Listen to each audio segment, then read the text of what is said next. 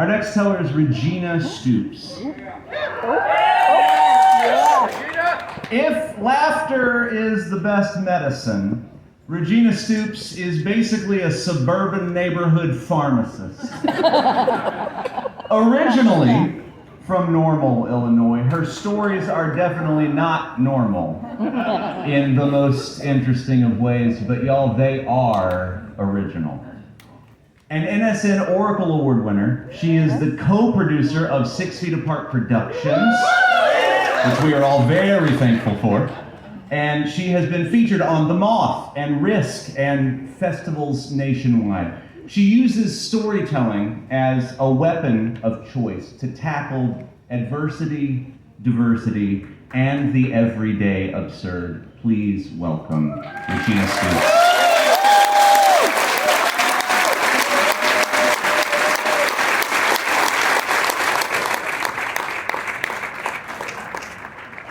Thank you. Well, as Paul mentioned, I grew up in a very small, very average, very boring Midwestern town. You'd call it Normal because that's what it was. Normal, Illinois. The school cheer went a little something like this. Give me an O. O. Give me a K. K. What's that spell? Okay. We're okay. You're not okay. We're normal. You're not.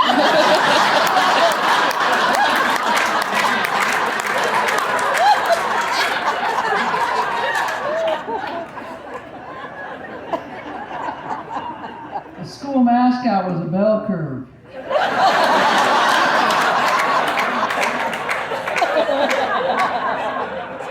It was a college town, home to Illinois State University.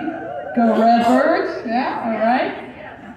And so 9 months out of the year, you know, the extra 15,000 college students had a little excitement. But come summer, it got quiet, and it got boring, and it got, well, normal. Our house was on the edge of town, and the paved streets hadn't quite made it out to our neighborhood. So what we had instead was we had tar that they then covered with gravel. Along about mid-July, that tar just come bubbling up like the La Brea tar pits. I often wondered if there was a saber-toothed tiger buried at the end of the driveway. Shoes were optional in my childhood in the summer, and so we'd come home, we'd have tar-covered feet. And we knew we were not allowed in the house with tar-covered feet. So we'd have to stand outside in the driveway and yell for my dad.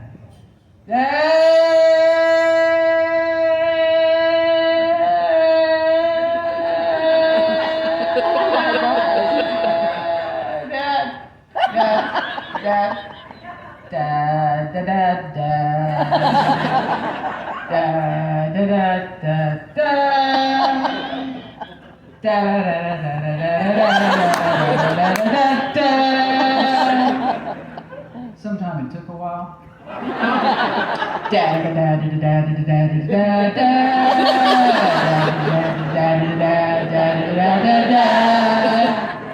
Usually by the time we got through Bonanza, he'd wander out with a jug of turpentine in one hand and a rag in the other, and he'd plop us down on those front steps. And he'd just proceed to take that rag and that turpentine, and he'd just rub that tar right off our feet. These were different times. I mean, today, kids are slathered in hand sanitizer and sunscreen. But in my day, we were slathered in carcinogenic tar and turpentine. And you know, I don't think it's affected me one bit.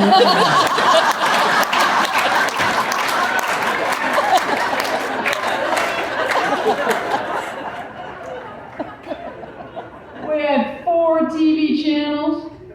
One of them was PBS, that didn't count. It was summer, we did not want to be educated, even if it was by a Muppet. The other 3 were all reruns. So we'd go out the door every morning looking for something to do and someone to do it with. And we didn't even care who it was. We didn't know half the kids we ran into. It didn't matter. Boredom was the great equalizer. And we all knew that a group of bored kids was much better than the boredom of one. Because one bored kid might have a bad idea, but have the good sense to reject it. But a group of bored kids, well, those ideas were just going to expand exponentially, and eventually one of them was going to take hold. And the safety of a group of bored kids means that a bad idea is going to seem like a brilliant idea, like the best idea ever, like a big, beautiful idea.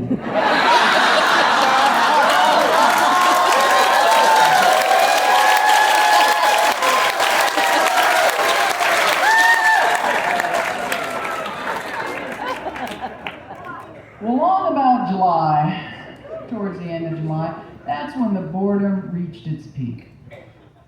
The thrill of being out of school had long since worn off, and we were just about desperate enough to wish for it to start again. In fact, we used to hang out down at the school. There really wasn't anything going on down there, but at least we could all be bored together while we waited for a bad idea to take hold.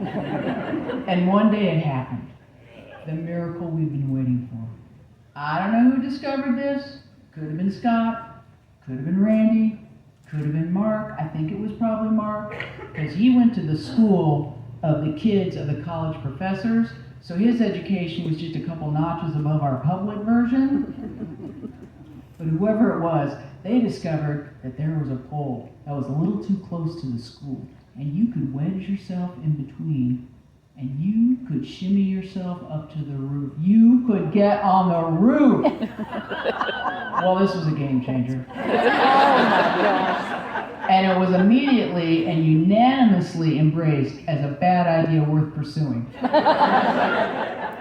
And through the telepathy of bored kids, the word went out, and people came from far and wide to partake in this dangerous and devious and daring activity, or to watch those who were going to partake in this devious and daring activity. You were either a criminal or you were an accomplice.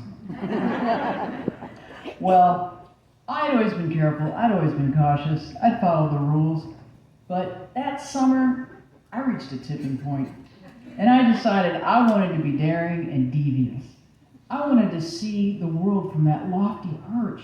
I want to know if that red playground ball I'd launched up there last year was still there. I was going into 6th grade, my time had come. So I got off my bike and I walked up to that pole, and the crowd of kids around it reverently parted to let me in. And I walked in and I put one hand on the brick, one hand on the pole, 1 foot on the brick, 1 foot on the pole, and I started to inch my way up. And I immediately realized 2 things. 1, it was a lot harder than it looked. And 2, it was a lot more dangerous. Which, by the way, are the 2 hallmarks of a bad idea worth pursuing.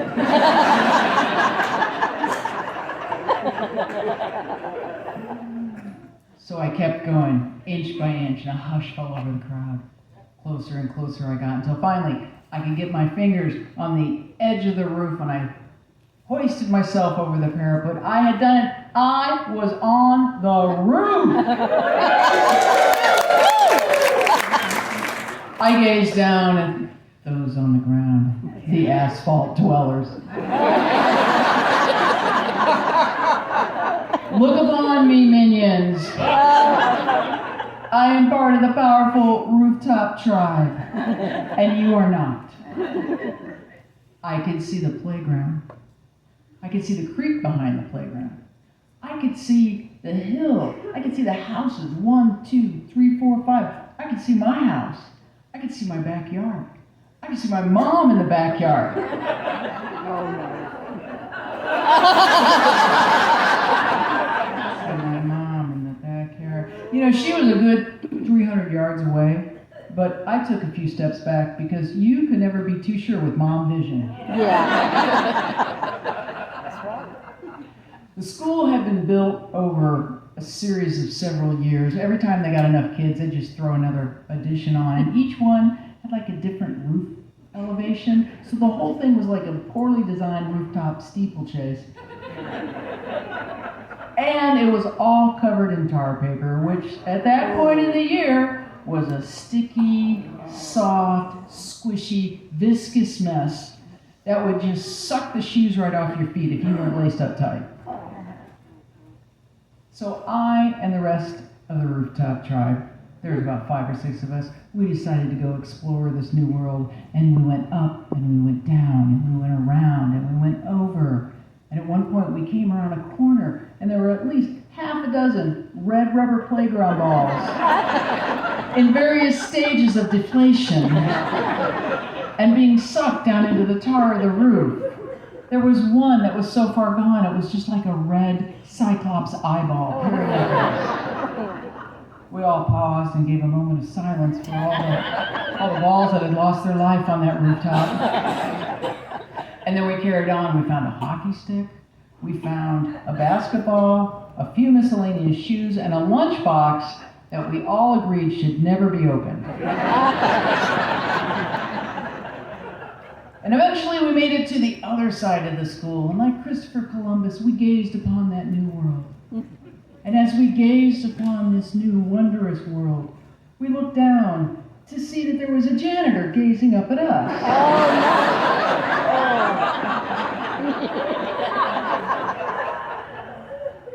He yelled, we yelled, and we all turned as one and ran as fast as we could, which wasn't very fast on a tar, viscous roof. But like gazelle on the Serengeti being chased, we went up and we went down and we went around. We went past the red rubber playground graveyard, and we kept going until we got to the pole. Out of breath, most of us out of our shoes.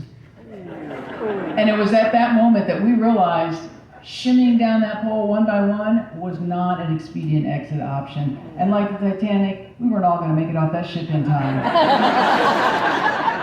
And so we turned again as one, and we ran to the lowest part of the school. The only part of the school where you could hang from your fingertips and safely drop down to the grass below, which is exactly what we did. And then we did a ninja roll for no good reason other than it looked really cool.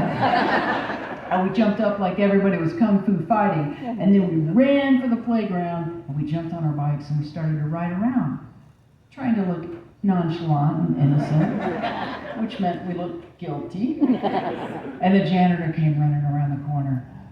He was all red-faced and sweating. He was not built for speed. And he came up to us, and he looked each one of us in the eye.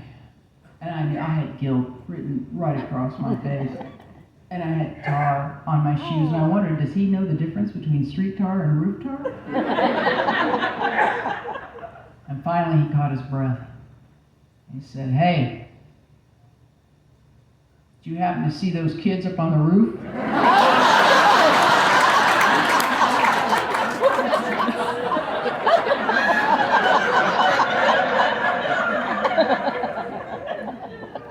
We all tried to process that question.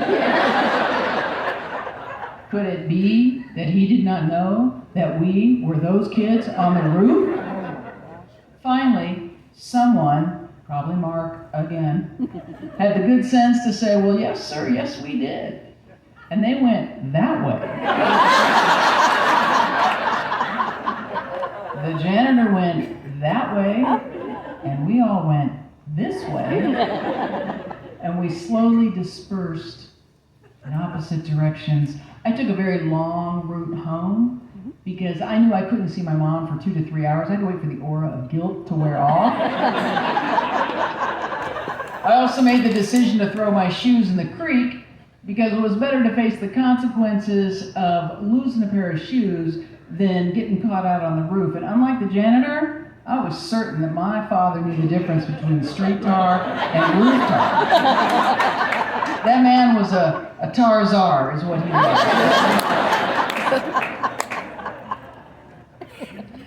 School started a couple weeks later, and I went back, but I was not the same person that got out in June. I walked a little taller because I knew I was one of the rooftop tribe. I had survived the legendary Oakdale Elementary School rooftop escape. And every time I was out on that playground, I'd see that pole. And I'd remember the day that I got off my bike and I was daring and devious. And I knew that unlike the rest of the average people in that town, I would never be normal again.